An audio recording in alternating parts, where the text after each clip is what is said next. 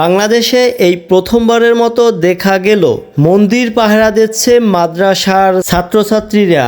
এই ঘটনা বাংলাদেশের ইতিহাসে প্রথম, যেটা আগে কখনোই দেখা যায়। বাংলাদেশে দীর্ঘ অনেক দিন ছাত্র আন্দোলনের পরে শেখ হাসিনা বাংলাদেশ ত্যাগ করার পরে শুরু হয় বাংলাদেশে বিভিন্ন স্থানে ডাকাতি, চুরি এবং মন্দির ভাঙার কাজ। আর এই ধরনের মন্দির ভাঙার মতো খারাপ কাজকে ঠেকানোর জন্য মাদ্রাসার ছাত্রছাত্রীরা সহ অনেক মুসল্লিরা মিলে রাত জেগে পাহারা দিচ্ছে মন্দির, যাতে হিন্দু ভাইদের কোনো ক্ষয়ক্ষতি না হয়।